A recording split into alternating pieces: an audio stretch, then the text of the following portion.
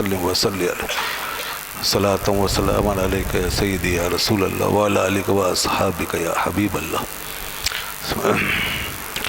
حمد و صلاۃ کے بعد ارشاد ربانی ہے کہ فاسألوا اہل الذکر ان کنتم لا تعلمون، کہ پوچھو، سوال کرو اہل ذکر سے اگر تم نہیں جانتے ہو، تو سوال کرو اہل ذکر سے، پوچھ لیا کرو۔ یہ جو آیت تلاوت کی ہے مختصر چند کلمات پر مشتمل یہ آیت ہے، مگر ایک بہت بڑی ہدایت ہے۔ یہ ماہ سفر المظفر، ویسے تو لوگ کہتے ہیں یہ مہینہ پتہ نہیں کیا منحوس ہے، یہ کیا کیا اس کے بارے میں سمجھتے ہیں، حالانکہ غلط۔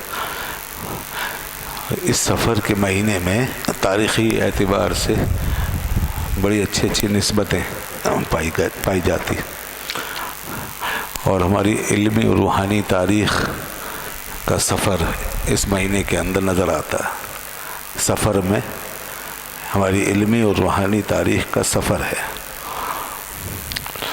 اس میں بڑے زبردست دن آتے ہیں جو بڑے بڑے علم کے پہاڑوں سے منسوب، علم کے، روحانیت کے، دین کے لیے بڑی بڑی خدمات کے اور اس کے کارناموں کے جو عظیم پہاڑ ہیں اور بڑے بڑے مینار، روشن اعلیٰ مینار، ہمیں وہ اس مہینے کے اندر ان کی یاد دلائی جاتی ہے۔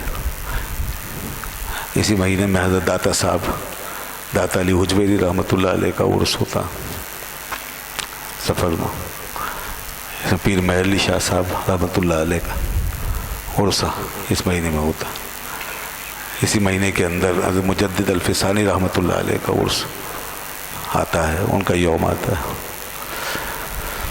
اور اسی مہینے میں حضرت خواجہ نظام الدین اولیاء رحمۃ اللہ علیہ کا دن بھی آتا ہے، اور اسی مہینے میں اعلیٰ حضرت امام اہل سنت الشاہ امام محمد رضا خان فاضل بریلوی رحمۃ اللہ علیہ کا دن بھی لوگ مناتے ہیں۔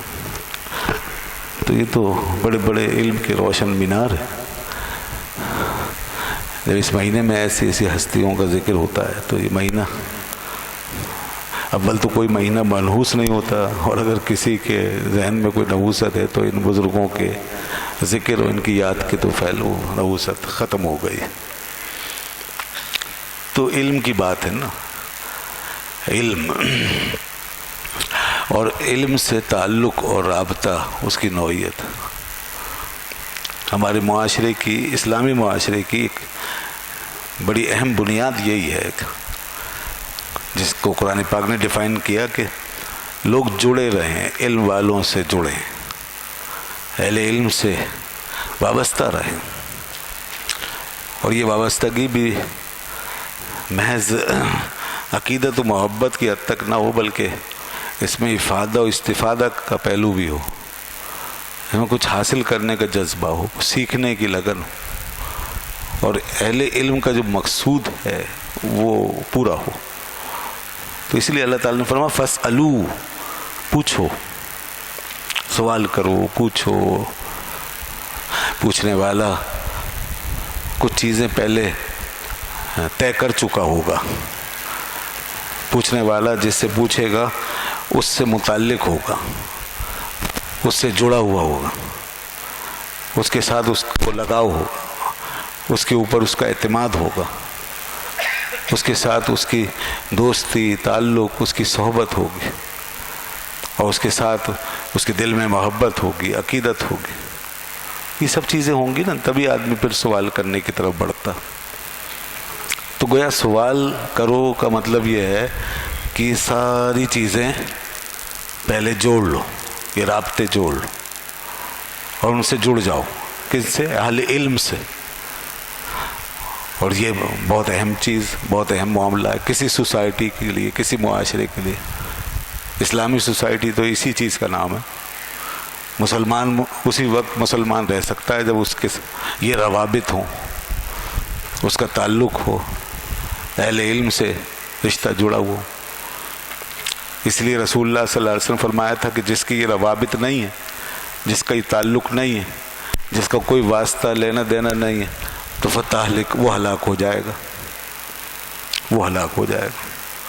ایک حدیث میں فرمایا کہ اغدو عالما او متعلما او مستمعا له او محبا له، کہ یا تو عالم بن جاؤ یا متعلم بنو یا ان کی صحبت میں بیٹھنے والے بنو، ان سے سننے والے بنو، یا ان سے محبت کرو۔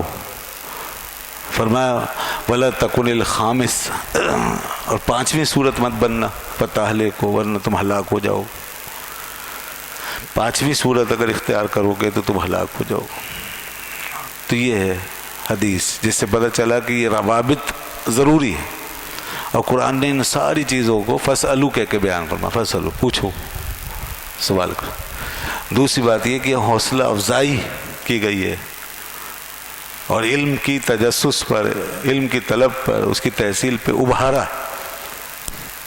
کہ پوچھنے کی عادت ڈالے انسان۔ جو چیز نہیں معلوم کچھ پوچھ لے، اگر نہیں معلوم تو پوچھ لے، اس میں اس کا فائدہ، اس میں کوئی شرم یا جھجک یا کوئی اور چیز حائل نہ ہو۔